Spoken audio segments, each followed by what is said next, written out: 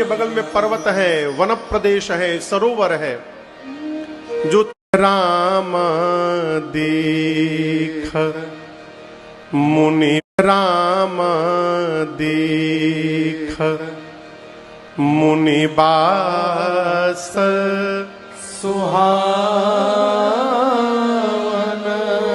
राम जी ने देखा आश्रम के चारों तरफ सुंदर गिरी कानन जल आश्रम के बगल में पर्वत है, वन प्रदेश है, सरोवर है। जो तालाब है उसके भीतर सरनी सरोज, तालाब में कमल के पुष्प खिले हैं। अगल बगल के जो वन प्रदेश है उसके पौधे बिटप बन फूले गुंजत मधुपरस भूले। आश्रम के चारों तरफ के वृक्ष सुगंधित पुष्पों से लदे हुए हैं। तालाब में कमल का पुष्प खिला हुआ है। उन पुष्पों पर भंवरे गुंजार कर रहे हैं, भ्रमर गीत गा रहे हैं।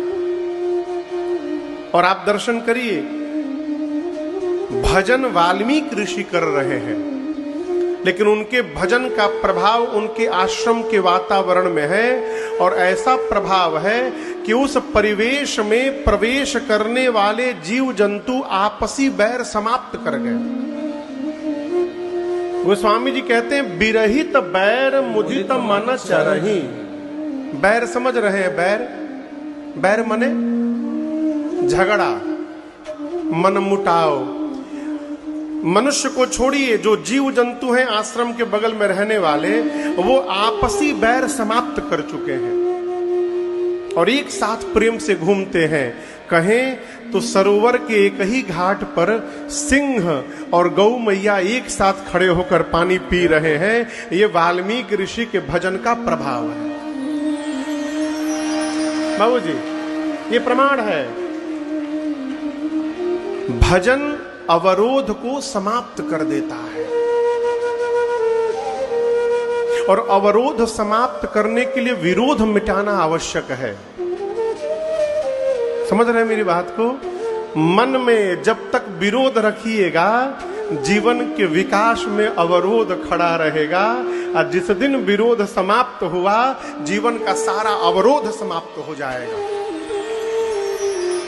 कोई विरोध मान रहा है तो उसको मानने दीजिए, आपको नहीं मानना है। राम जी की कथा सुन रहे हैं, करा रहे हैं, और घरवे में केस लड़ रहे हैं, तो ये कौन कथा सुन रहे हैं जी?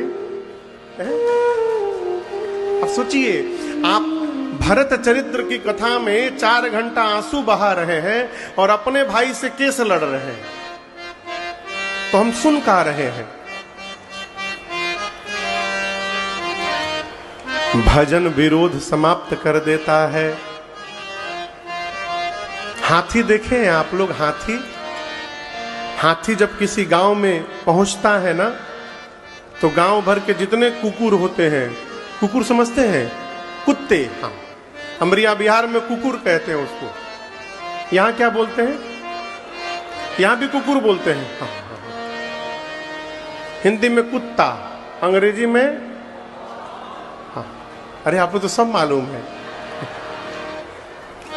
तो जैसे हाथी गांव में प्रवेश करता है, पूरे गांव के कुत्ते आ करके हाथी को भौंकने लगते हैं। लेकिन ध्यान रखिएगा, आगे से नहीं भौंकते। कहां से भौंकते हैं? पीछे से। जानते कि आगे से भौंकने जाएंगे, एक बार यदि सूंड घुमाया तो फिर सित्ते राम हो जाएगा। सारे कुत्ते पीछे से एक डिस्टेंस मेंटेन करके भौंकते हैं। क्यों? क्यों जानते हैं? जब हाथी गांव में से जाता है ना, तो गांव के सारे लोग बच्चों से कहते हैं गणेश जी हैं, प्रणाम करो, गणेश जी प्रणाम करो। पूरा गांव गणेश जी मान के हाथ जोड़े रहता है। ये कुत्ते सोचते हैं, बताओ, रहते हम लोग गांव में हैं, हम लोग दाते हैं तो सब लोग डंडा मारते हैं, ये पहली बार आया है, इसमें सब लोग हाथ जोड़ के खड़े हैं, भोंको इसको, भगाओ यहां से।